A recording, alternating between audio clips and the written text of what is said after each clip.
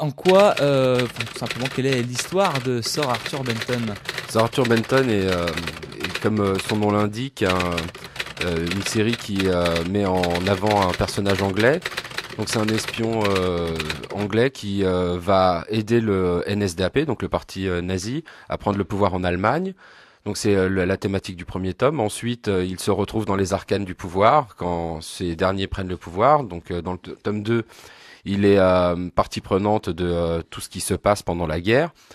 Et en fait, ce récit est avant tout une histoire d'espionnage.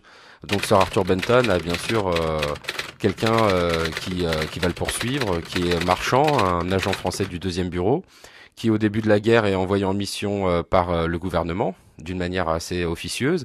Et à la suite de la défaite française, il continue sa mission parce qu'il rejoint en fait le général de Gaulle. Et à partir de là, en fait, on a mis en avant cette course-poursuite en fait entre deux hommes qui finalement combattent pour deux idéaux très différents, mais ont la même manière d'appréhender l'histoire. Ils sont agents secrets, donc ils sont très froids, très professionnels, et c'est ce qui rend le récit assez dur parfois. Il n'y a pas de sentiment en fait. Ils ne sont pas là pour faire du sentiment.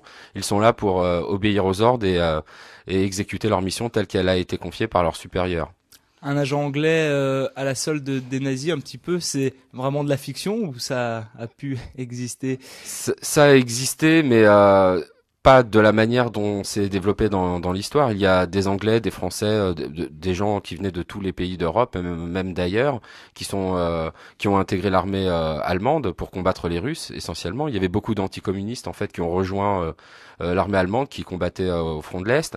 Mais Sir Arthur Benton est une sorte d'archétype en fait de l'espion non allemand qui rejoint les Allemands pour les aider en fait à traquer les espions de leur pays respectifs. Donc il y a des Anglais qui aidaient les Allemands à dénicher les espions anglais et ainsi de suite. Il y avait des Français qui travaillaient pour les Allemands, qui aidaient les Allemands pour traquer les résistants en France. Donc c'est quelque chose qui a existé mais qui n'est pas mis en valeur dans l'histoire parce que c'est vraiment des parcours et d'hommes ou de femmes, et surtout c'est périphérique à la guerre, hein. Donc à partir de là, nous on a joué la carte du récit d'espionnage pour parler de la guerre et de son absurdité, et aussi pour montrer des parcours d'hommes et de femmes.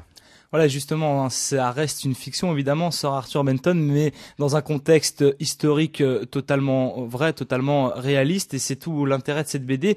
C'est pour ça que l'ONAC, hein, donc l'Office national des anciens combattants de l'Ardèche, vous a demandé de venir faire découvrir cette BD, eh bien, aux élèves, aux jeunes lecteurs ardéchois.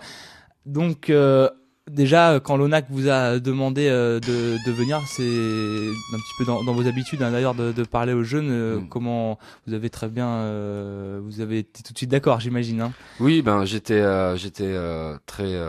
j'étais ravi d'être contacté par l'ONAC, d'autant plus que Sir Arthur Benton est aussi une manière d'apporter sa pierre à l'édifice de la mémoire. Donc il y a un devoir de mémoire et l'ONAC fait ce travail. À travers Sir Arthur Benton, nous avions aussi envie de donner le goût de la guerre, pas le goût de cette période, le goût de la découverte de cette période. La bande dessinée a une valeur auprès des jeunes qui est différente de celle des adultes. Donc c'est un moyen pour eux de découvrir des choses nouvelles, d'où les dossiers en fin de chaque tome qui donnent des pistes de lecture et des pistes aussi de documents et films. Donc à partir de là, les rencontres avec les jeunes ou les moins jeunes permettent aussi d'échanger sur ce sujet et d'avoir aussi un support visuel, parce que la bande dessinée est avant tout une histoire racontée aussi en images, et ça permet à des gens qui ont plus de problèmes de lecture peut-être de comprendre ou d'avoir envie de découvrir autre chose. Alors nous sommes toujours avec Tarek, auteur de bande dessinée, auteur notamment d'une trilogie, Sir Arthur Benton, l'histoire d'un espion anglais à la solde des nazis pendant la Seconde Guerre mondiale.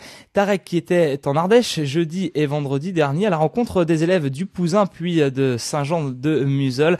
On va parler de ces rencontres avec les élèves. Tarek, comment ça s'est passé? Comment les élèves ont réagi à votre venue puis à votre BD tout simplement?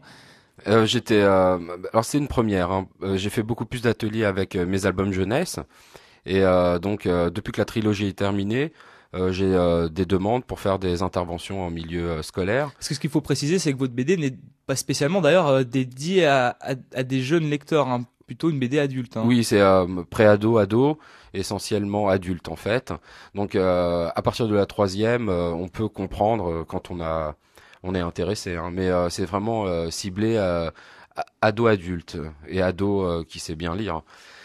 Bah, c'est une première, donc au Vence, j'étais extrêmement ravi de rencontrer donc ces jeunes avec qui il y a eu tout de suite un échange. La plupart avaient lu l'album, d'autres qui n'avaient pas lu l'album ont eu envie de le lire et j'ai reçu un ou deux mails. Donc il y a quand même des retours. Après les retours, l'ONAC on a eu parce qu'elle est sur place, donc il y a eu des retours à travers les professeurs. Donc là, ce qui était intéressant, c'était de présenter le concept de la série, pourquoi on a développé ces couvertures qui sont assez graphiques, mais aussi qui sont visibles de très loin.